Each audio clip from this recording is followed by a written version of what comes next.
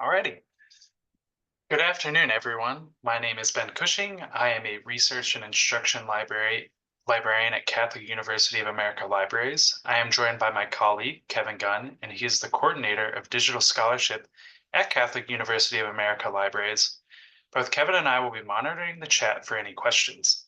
This workshop is being recorded and will be made available at a later date along with the slides.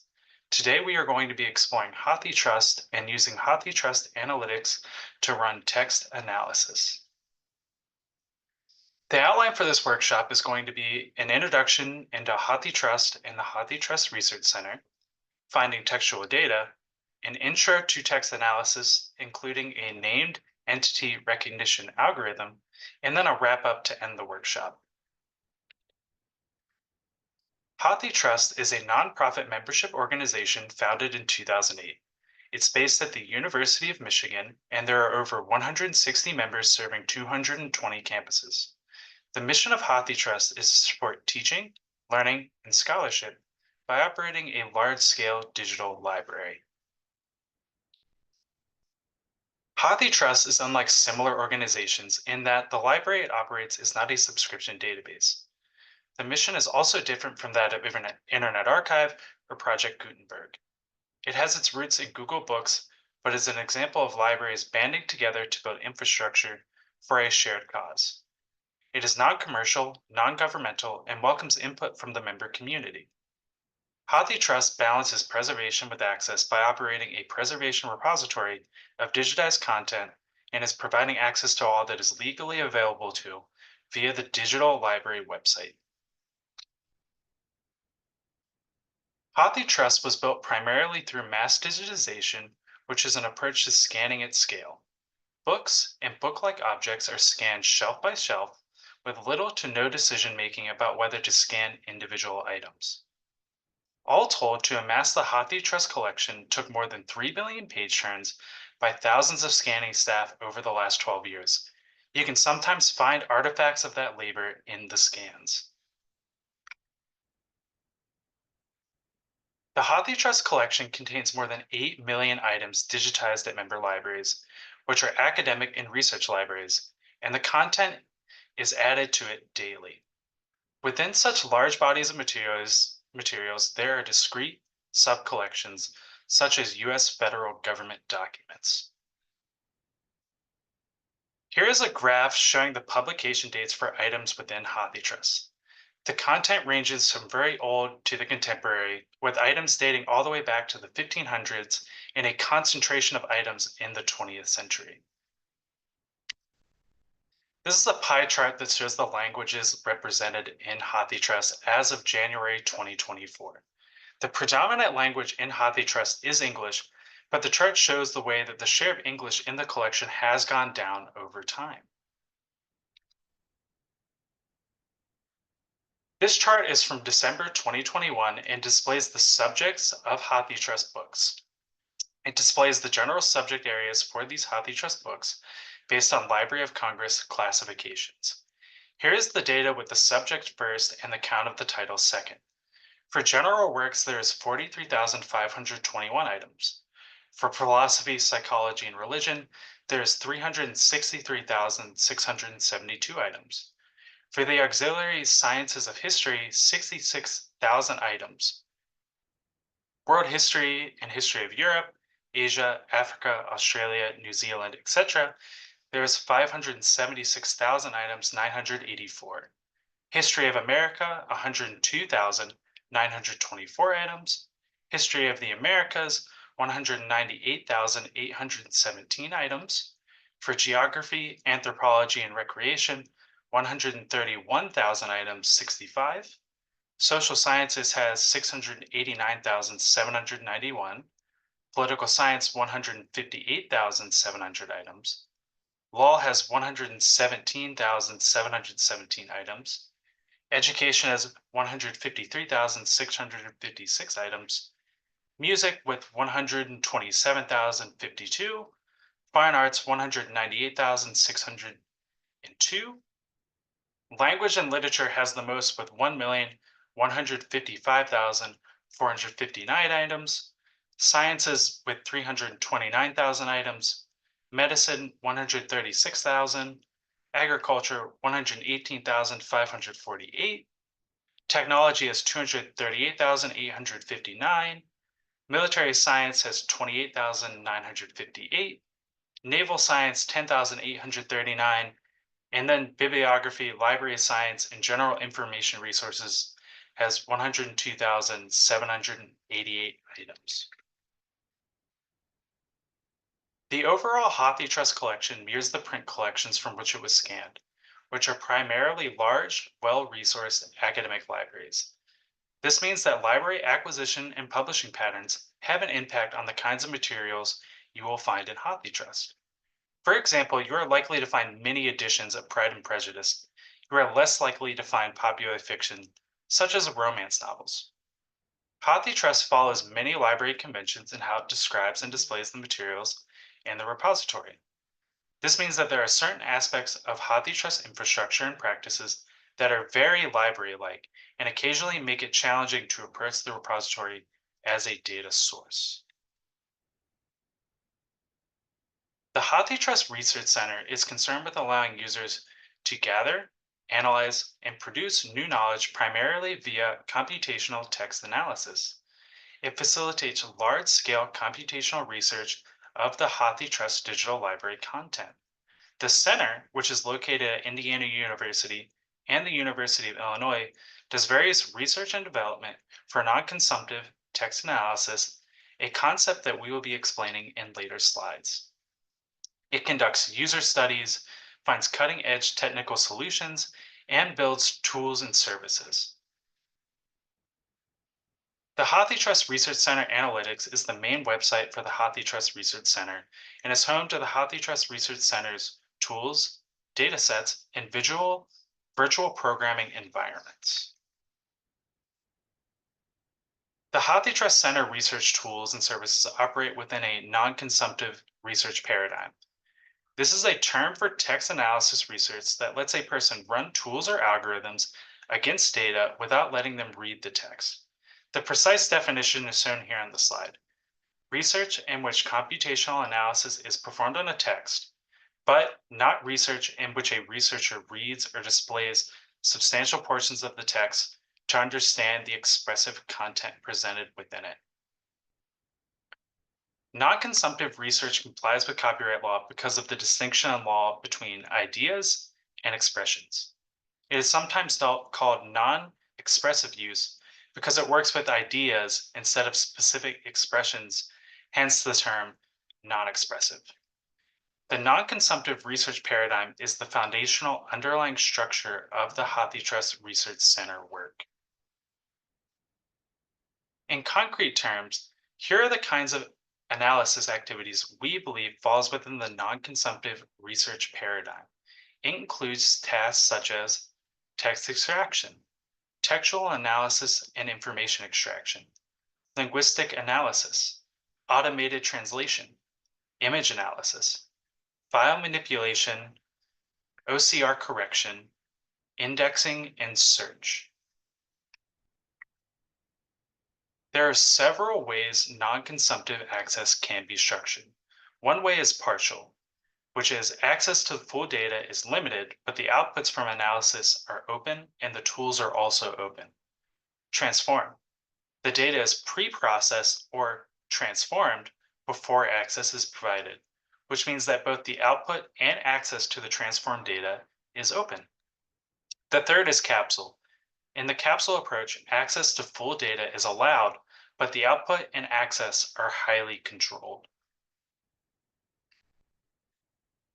The HathiTrust Research Center translates the three models for non-consumptive research into three distinct approaches.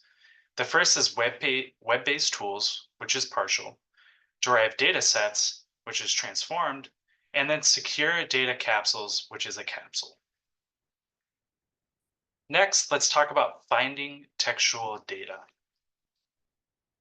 Building corpora, a collection of written text, typically involves doing some deduplication, which means getting rid of multiple volumes. What to keep and discard will be dependent on the specific needs of the project. Some examples of deduplication a researcher might choose include choosing the volume with the best OCR or optical character recognition quality, choosing the earliest edition, or choosing editions without forewords or afterwords. HathiTrust data is in the form of metadata and full text data. The metadata is primarily bibliographic metadata that comes to HathiTrust in the form of MARC catalog records submitted by the contributing libraries. Once they come in, these records are augmented, though not corrected, and stored by HathiTrust. The MARC metadata is made available in several forms. You can see it on the web under the catalog record for an item. The full record with all the data is not easily downloaded at this time, although you can access abbreviated records via several means, including Bibliographic API and a big tab delimited file called the Hathi files. There is also full text data generated through optical character resolution automatically during the digitization process. That means that the OCR quality is variable based on the characteristics of the original item and the software used to do the OCR, which has gotten better with time. The OCR is also not hand corrected or marked up, so it would be considered dirty OCR. One of the most confusing pieces of getting started with HathiTrust for text analysis is understanding what data is available to you where and in what format. You don't need to memorize this table, but hopefully it helps clarify that there are multiple data access options with different formats and rights statuses available, and with different restrictions. Choosing which one to work with will depend on the needs of the researcher and the research project. For example, a researcher who wants to use full text public domain data to work with on their own computer can request a data set from HathiTrust that can include up to the entire public domain set of content from HathiTrust. A researcher who wants to work with data from in-copyright volumes on their own computer might instead choose the HathiTrust Research Center extracted features dataset, so long as the pre-processing that is done to create the files, which we will explore in more detail later, is compatible with their research needs. The takeaway is that depending on the method, that access to the data will be restricted in different ways. The HathiTrust Research Center also can provide access to textual data and assist users in building up a text corpora for analysis by facilitating the creation of worksets. The HathiTrust Research Center worksets are one way the HathiTrust allows users to create text corpora to analyze. A workset is user-created collection of text from the HathiTrust Digital Library. You can think of them as textual datasets. The idea behind worksets is that researchers can build their own collections, which is something they are used to doing also in the analog world, and these worksets can be cited by and shared with other users, which helps encourage ensuring reproducibility. For example, other people can test your results when they run the same analysis on your shared worksets. Worksets are also suited for non-consumptive access, which you may remember means users cannot directly consume the text in full, but can run tools or algorithms against data for research analysis. Now let's do an introduction to text analysis. Before we look further at how the HathiTrust Research Center supports text analysis, let's explore what we mean by text analysis. Text analysis is a subset of data analysis. Broadly speaking, it's the process by which computers are used to reveal information in and about text. Computer algorithms can discern patterns in bodies of often unstructured text. Unstructured means that little is known about the semantic meaning of the text data and that it does not fit a defined data model or database. An algorithm is simply a computational process that creates an output from an input. In text analysis, the input would be the unstructured text, and the output would be indicators to help you reveal different things about the text. It should be noted that text analysis is more than just a search, meaning it's not just about discovery and knowing something is there. It's also about exploring what does it mean for something to be there. For instance, knowing the word creativity appears in X number of volumes is only the first step. We also want to know, what does this tell us? Text analysis can be used for a variety of purposes. It can be used for exploratory and analytical research, such as seeking out patterns in scientific literature to pick up trends in medical research otherwise difficult to see from the vantage point of an individual reader. It can be used in developing tools that can be used in our daily lives, for example, creating spam filters to identify spam email. We'll look at more in-depth research examples as we go along. So how does text analysis work in general? Text analysis usually follows these steps. First, the text needs to be transformed from a form that human readers are familiar with to something that the computer can read. This means we need to break the text into smaller pieces and abstract or reduce it into things that the computer can crunch. Counting is often what happens next. So some things that are often counted include words, phrases, and parts of speech. The numbers of these counts can be used to identify characteristics of text. Then researchers can apply computational statistics to the counts of textual features and develop hypotheses based on these counts. Understanding text via text analysis has a significant impact on how research is being conducted. In a general sense, the shift in the researcher's perspective leads to a shift in research questions. Text analysis techniques are sometimes called distant reading. These were coined by Stanford professor Franco Moretti, meaning reading literature not by studying particular texts, but by aggregating and analyzing massive amounts of text and reading them at a distance. This scaling up and distancing can bring out more insights from a very different vantage point. It is worth mentioning that text analysis doesn't have to be the primary method in a research project. It may just be one step in the entire process, or it can be combined with close reading. This approach has been called intermediate reading, or distance close reading. The shift in research perspective allows for new kinds of research questions to be asked, or old questions to be answered in new ways. Here are some of the possibilities that text analysis can bring to researchers. It can explore questions not provable by human reading alone. It allows for larger corpora for analysis. It allows studies that cover longer time spans. As pointed out by Lodden and Goodwin, text analysis techniques are often best when combined with qualitative assessment and theoretical context. Text analysis research questions explore a wide range of topics from biomedical discovery to literary history. Research questions that are conducive for text analysis methods may involve these characteristics: change over time, pattern recognition, and comparative analysis. I am now going to pass it over to my colleague Kevin Gunn to do a demo on the HathiTrust Digital Library, as well as the HathiTrust Research Center for Analytics. Thank you, Ben.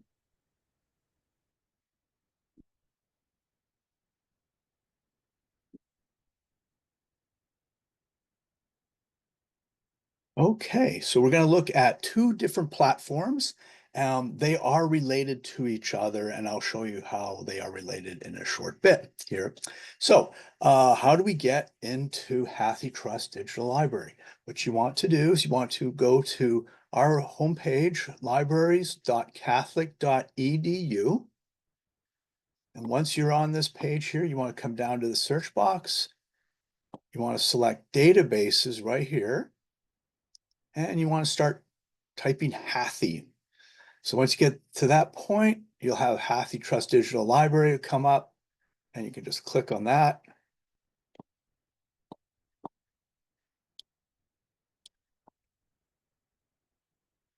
And you come to their homepage. It is www.hathitrust.org, so you can just come to there independently. However, you are going to need to, if you're going to do meaningful research, you're going to have to do log in at the top right-hand corner. And what it will ask you to do is to find your institution. So all you do is just type in Catholic. And there we are. And then you continue. And it will ask you to log in using your Cardinal login. And I will do that.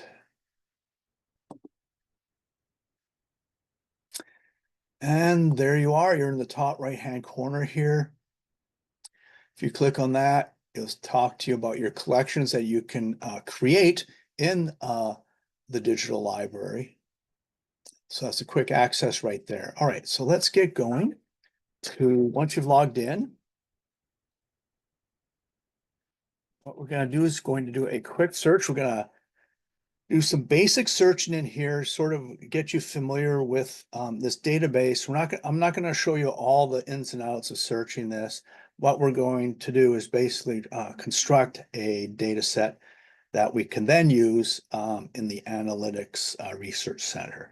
All right, so first thing I'm going to do is come up here and I'm going to type creative with an asterisk, that's truncation. And this is going to look for anything that's creative, creativity, that sort of thing. And we're going to look under collections and full text. So we're going to do a very large search here.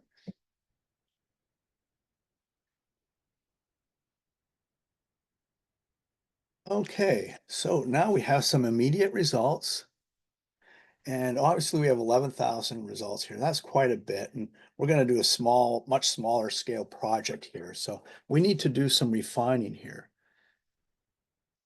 I should mention that the data sets that are used in the Analytic Research Center, they are limited to 3,000 volumes.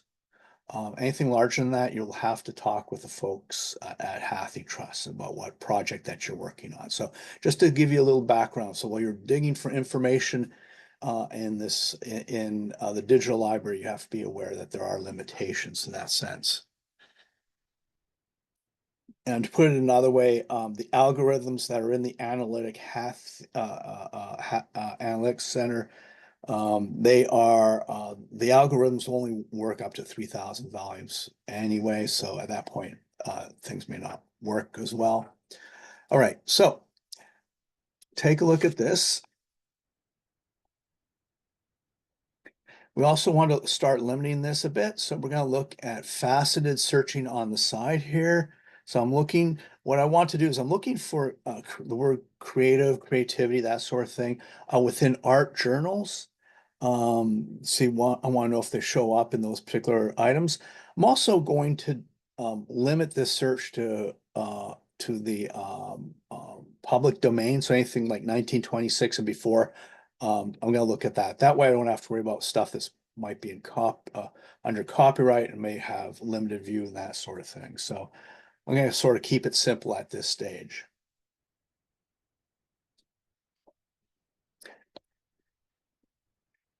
So looking at the side here, we can sort of build from this collection here. If I were to look at date of publication, you'll notice that they have this listing here, and they break it down by decades or individual years, that sort of thing.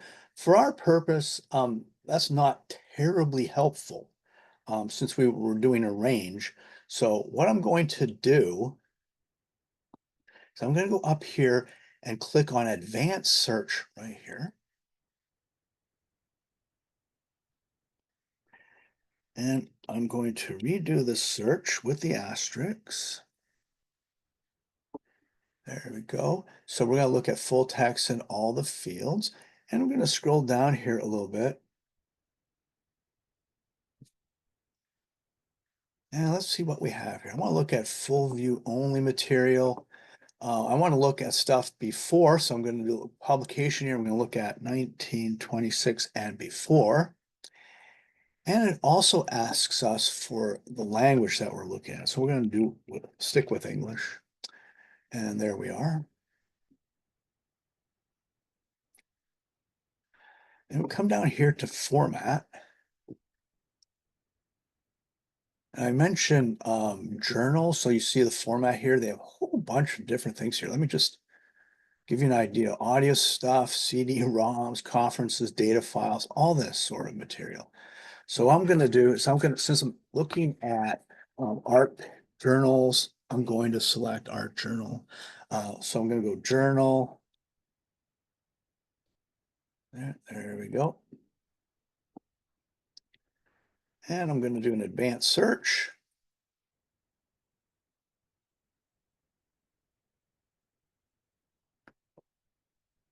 All right. Now we've got more manageable results here. And you'll notice on the left-hand side here, we've got the current filters that are in place here. So important to be aware of that. If we scroll down a little ways, you'll notice whenever you do a search, I highly recommend that you evaluate the results. Look at how the information is organized, how it was put into the system, and how is it organized. So, for example, there are multiple universities who have contributed items over the years into this digital library. And what's interesting, if you look at some of these titles, so we have a special bulletin from the art department, the Journal of this, I'm not too even sure what that is. You have to start going through and taking a look at a lot of this material. And we are looking for art journals, that sort of thing. We're finding some interesting, bizarre results in here, which is fine. The kindergarten for teachers and parents. I'm not too sure I want to keep that, but we'll see right now. What you want to do, there's obviously material in here that you do not want. So you're going to have to probably just remove it from your data set. So what we're going to start here is we're going to look at the original format. Or pardon me, we're going to look at the subject. There we go. And we talked about, art journals and that. In this case, it's cataloged under art periodicals. So I'm going to take that 700 and plus 763. I'm going to click on art periodicals. And now I have much better results. So it's obviously the Magazine of Art. Excellent.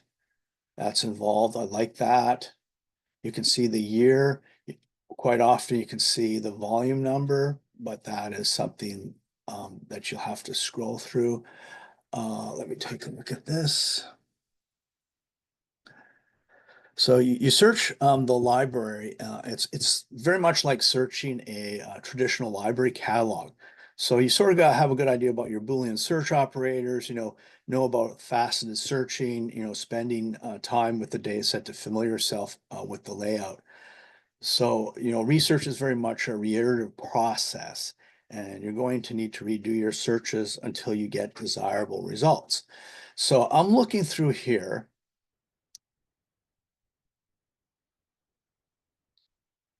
And I'm seeing some very interesting things. A lot of Magazine of Art and that sort of thing, which is good.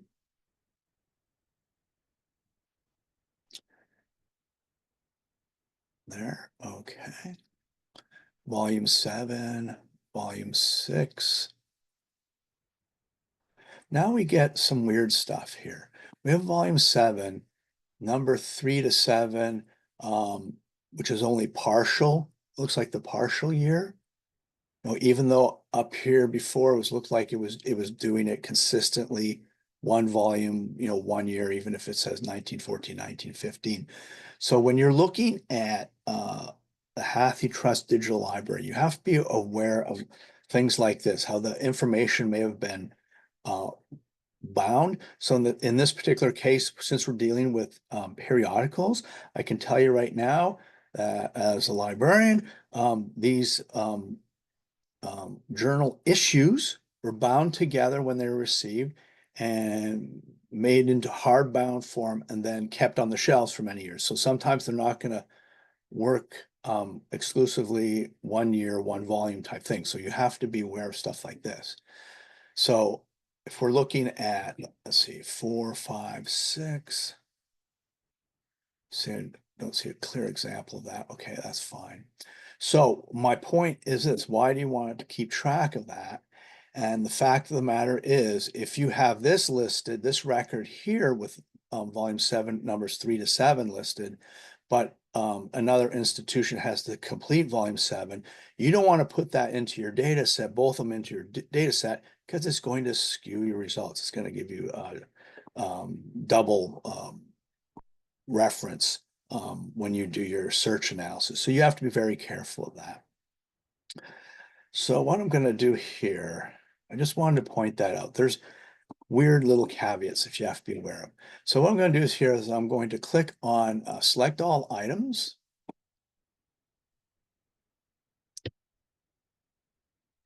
Actually, what I'm going to do is I'm going to create a new collection. I have journals here, all journals before that. I've done this search before, as you can tell, and I'm going to add a new collection.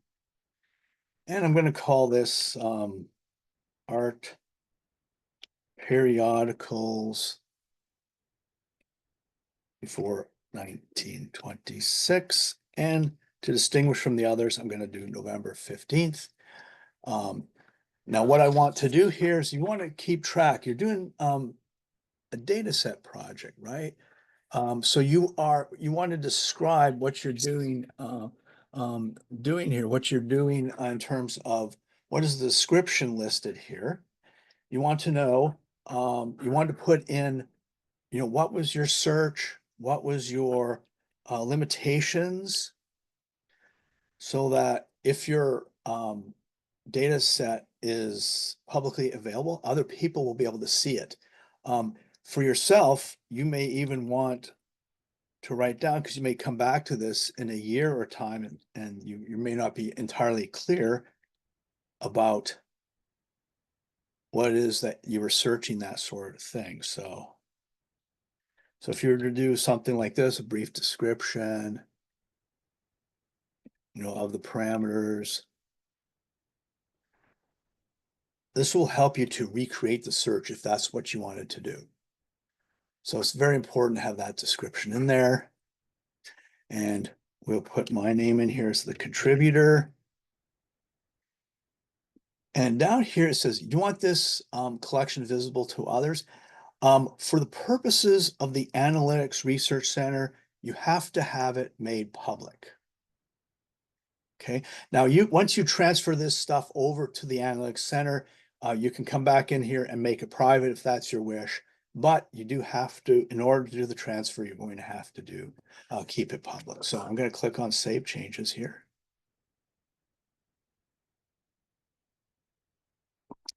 All right, so there you go. We're upset. We're up and running, and we have we're building our collection.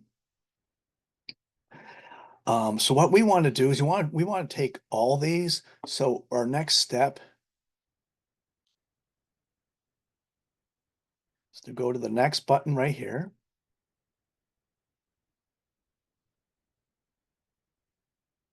Select and add. Oh, come on. Close.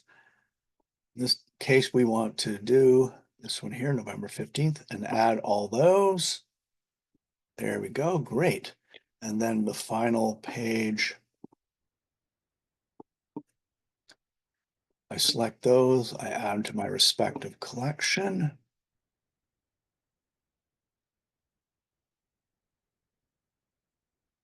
There you go.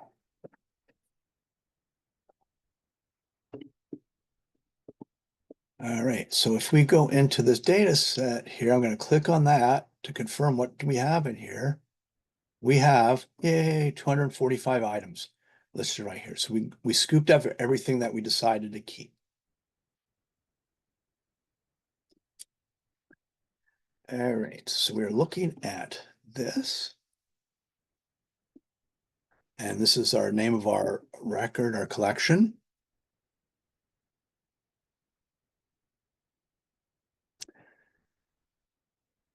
And it's very interesting. Once we got this material in here, it started giving us different results. I mean, it's the same material, but it's organized differently.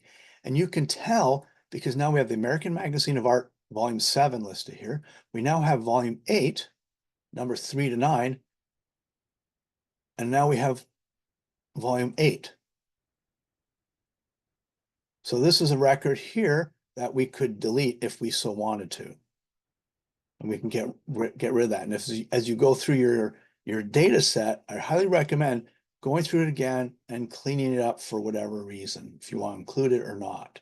So here's another one, number 10.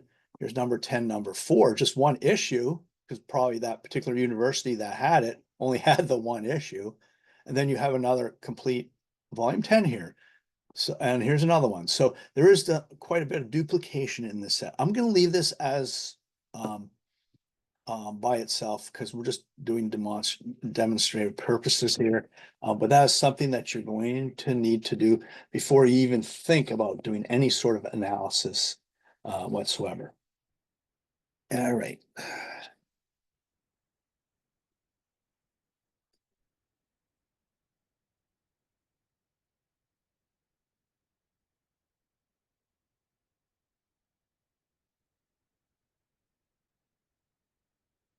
Now, if we go up here, I just want to show you what other people have done. So if other researchers have created collections, hey, maybe it might be interesting to use their work and to, develop your own research question from there. So if we were to go in and looked at some of the featured collections, I'm going to click on that. You'll notice what we have here. The featured collections tell you some really interesting things here. So here's, a typical thing, volumes published in 1928 for the purpose of sharing items. So here you have all these 63,000 items, which is completely huge. You have adventure novels of G.A. Henty, all these different featured volumes, collections here. You also had shared collections on the left-hand side here. You have 9,100 shared collections that other researchers have put in. And if we're just to take a quick scroll, you see little items like small collections like, 16 here, to weird topics, health insurance, 1946, 520. So you can go in, take a look at stuff. You can search stuff here.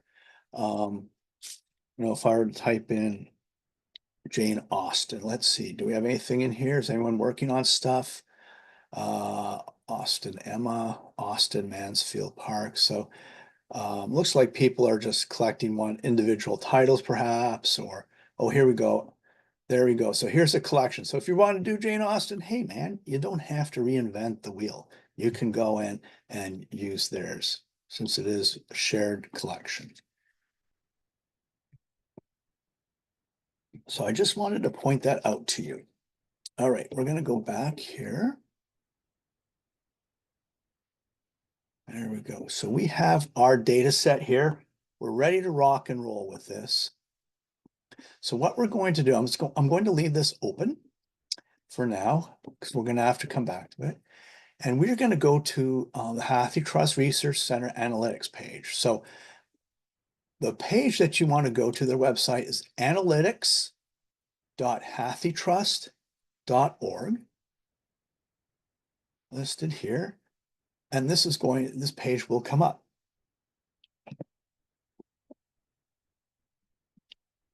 And what you're going to have to do, so if you haven't already done so, you're going to have to log in. So you don't have to go to the digital library. Once you've set up in the Analytics Center, you don't have to go to the digital library and then go over to the Research Center. You can just log in right here independently. So it's good to know. So you are now in here. I should also mention, things are always changing out there in the text data mining world. HathiTrust is no exception. They are evolving. Let's see, the future, which was announced last month, so that they are going to be making some changes, and the way the Analytics Centers looks like it's going to change. They're going to be incorporating, they're going to have their current services and support, but they are going to bring a lot of the services and data in-house, or they're going to retire it. So We'll have to stay tuned and see how that is going to develop. So we don't have to worry about anything right now, but just to let you know that in a couple of years, they're going to be changing quite a few things. I should mention just down here, they do have other services. So they do have collaborative support. It's quite robust, uh, their help and support. So I definitely recommend reaching out to them if you wanted to find out if you are able to do certain things in that. So it's always something to be aware of. All right, so we're gonna go back to our main page here.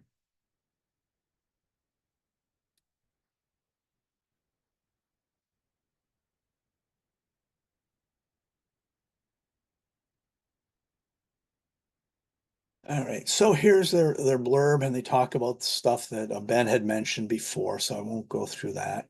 You can go to here. There's a nice little page they have new to analytics that can help you get started through that. I won't bother you with that. They do have feature services. In this case, it is the bookworm and HathiTrust. So if you're not too sure where to start or anything like that, you're sort of curious, then I recommend checking out the bookworm. I'm going to click on that. And here's a demonstration of it. They're looking for the word polka. And as you can see, over time,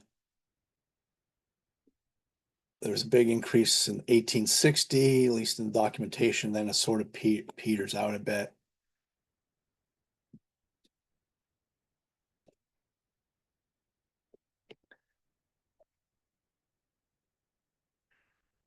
So what we can do is we can play around with this.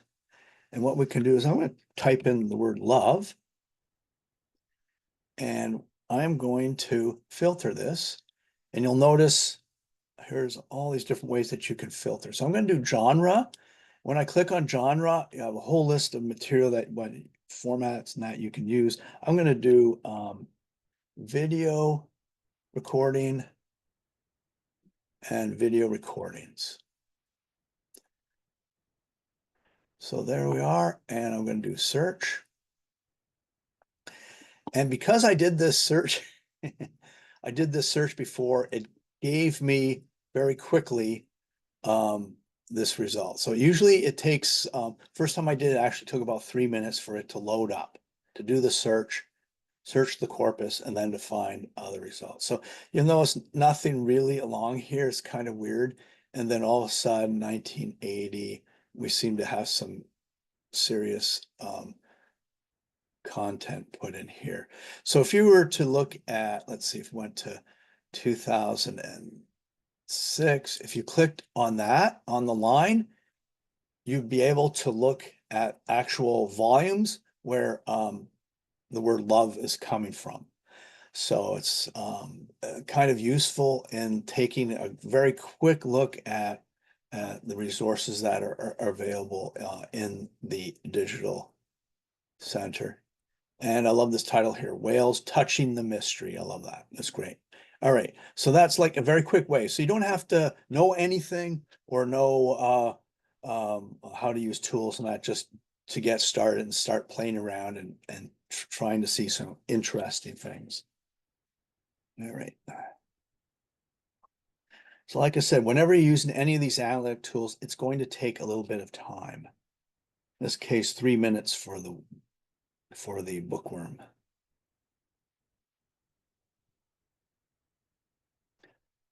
All right, so let me step back here.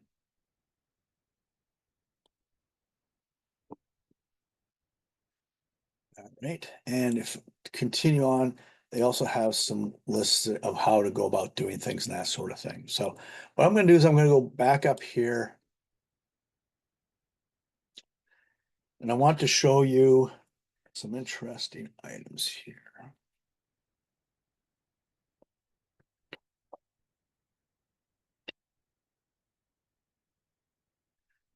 You'll notice under here, if I click on data, You'll have work sets of various instructions in that. You have data sets, derived data sets, featured readers. Not really going to get into any of that today.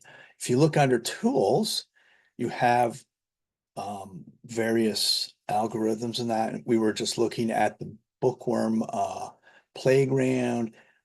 There's actual projects called gender characterization. These are in beta form, so they look kind of, they're still under development in a sense, but you can still use them. And then under algorithms, you have the different algorithms that are available within the analytics center. And also it'll tell you about results in that. Last, they have data capsules where you can create your own data capsule and do work and specifications on that. It's very much the deep end of the pool, and often you have to work with the HathiTrust folks. So something to be aware of. I'm not going to show that to you today. We did do an advanced workshop a year ago where we talked about data capsules. And who knows, maybe I'll do one in the spring, but we'll see. All right, so let's go back to data here. And what we're going to do is that we need to create a work set before we can do anything. So I'm going to click on create a work set. And it's asking me, what institution are you at? And we have CUA. I'm already logged in, so it just push me right through there. So we come to this page, create a work set.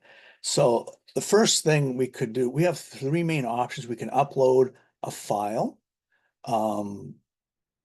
excuse me, of HathiTrust volume IDs.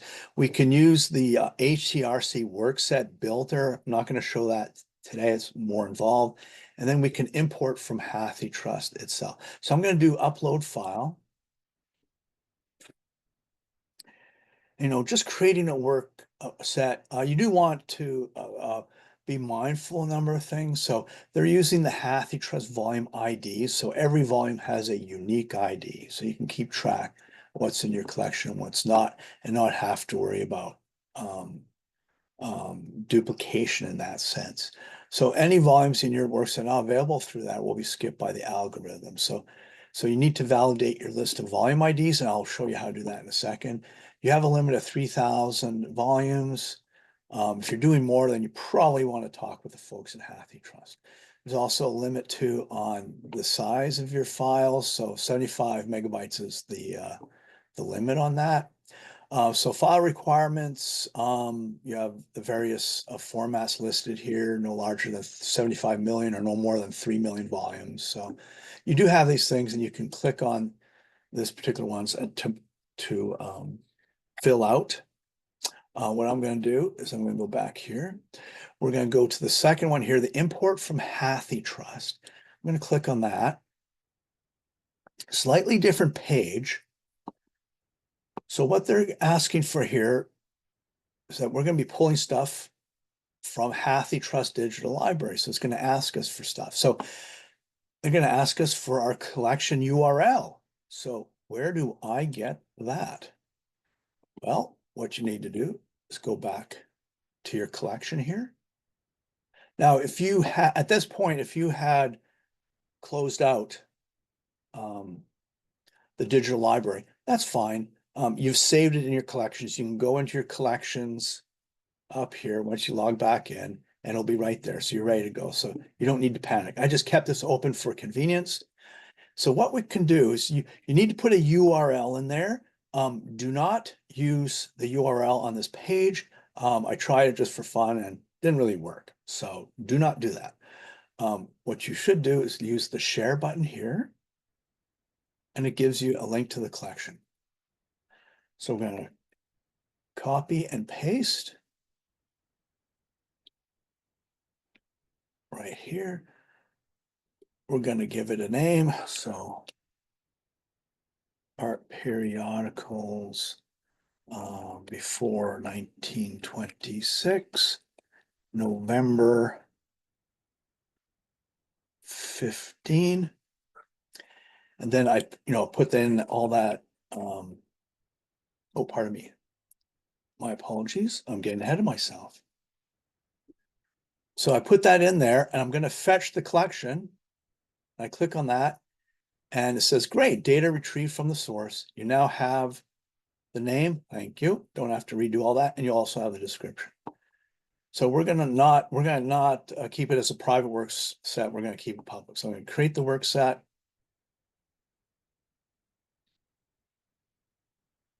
And boom, there it is. We have it listed right here. I've done this search before with different ways than that. So here we have our data set listed here.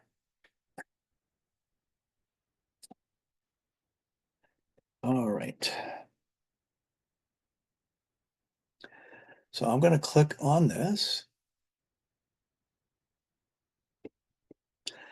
And here is our data set that we've done today. Wonderful. Everything's going great. Now we can download it and just leave, or we can validate this. So what does validation mean? Let me click on this. So they're adding new stuff to the HathiTrust Digital Library all the time. They're also taking stuff out. A little known secret. So we want to know when you're doing a search that the material is actually there. I know it sounds kind of weird, but just because it's in the digital library, it may not be exportable into analytics. So you have to be very careful. So, and it gives you the limitations as usual here. So you can select a work set to validate. So in this case, I'm going to do this one. I am researcher 1296, so I know it's me. You can also upload your own work set to validate if you want, and they have limitations on that, so I won't bother with that. So what I'm going to do is I'm going to validate this.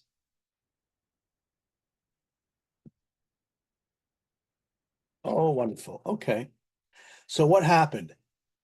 We have 243 volumes and that are valid and that 2 are not. So I'm going to click on download.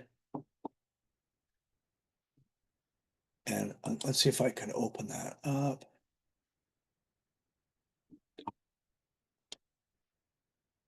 Okay, so what it does, it gives me the an Excel file and it lists the volume ID, the unique volume ID, and that tells me, okay, those 2 guys I'm going to have to remove because they're not going to help me one bit.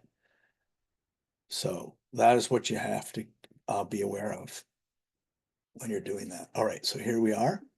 Oh wait, no, there we go. So there you go. So we have that set up. And now our next step is to go to Tools.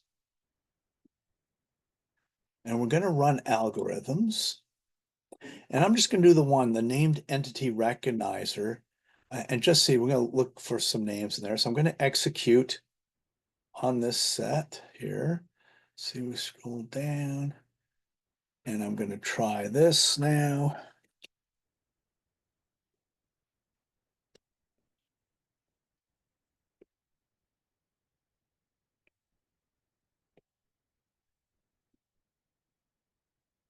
And when I do select the worksite, I can pick anyone who's got a public thing in here. But I am going to select my work sets. And I'm going to scroll down a little bit here. There we are. And it's going to ask me, what's your option English? Okay. And let's see what happens. So I get this page. You'll notice up here, it's staging. And then if everything continues to go well, it will say processing. And then it will say finish down here. Sometimes it will crash. I mean, that's just the way it is. So this morning I was doing both of these and they both crashed. I said, well, I'm not giving up. So I did it again and I was able to get this listed here. So this is staging. Oh, it's running now. Good, good. Now, since it's doing analysis in so many volumes, it could take several minutes. Okay, if not longer. So that's something that you're going to have to consider when you're working on the projects. What I'm going to do here, save everyone time. So I'm going to click on the test I did earlier today. And because it ran successfully. And this is what I get in the named entity recognition algorithm from this set. So it tells me each volume ID. So here's just one volume, it looks like, and tells me the page sequence it's on. And then it tells you the entity, the named recognized named entity recognition. I'll get it listed here. And it'll tell you, well, what is it? Is it an organization? Is it location, date, that sort of thing. So you get a very quick sense of what's in your collection here moving forward. So that is basically very quick analysis. And I'm gonna click back on here. Here it's still running. And like I said, it's gonna take several minutes. So that is basically the presentation. Does anyone have any questions?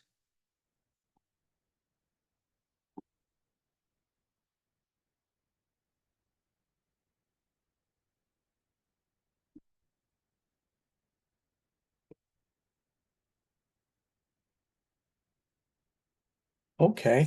It's a lot to digest, and like I said, we had an advanced analytics workshop on all this stuff and how you can really go into the deep end with a lot of it. That was a workshop we did last November, a year ago November. Maybe we'll do one in the spring, Ben. I don't know. But if you do, you can always look at that video. It's up on Catholic University of America Libraries page on YouTube. So we record our videos, we put them up there. So you can go take a look at that. You can also talk with Ben or myself. I see a question. Yes, excellent, excellent. Yes. Remember, there's a lot of languages in here, so it's always good to look at what is included in there and what is not. So you have to spend a little bit of time in the digital library and just see what's been collected in that. So yeah, you can definitely do searching in that regard as well. With other languages other than English. So yes. If you need help, you can talk with myself. My email is Gunn, Gunn @cua.edu. And you can also talk with Ben, and his email is cushingb@cua.edu. So there is help out there for you if you want to spend some time doing text data mining. So, all right. Well, yes, thank you very much for coming, everyone. And stay tuned for another workshop sometime in the future.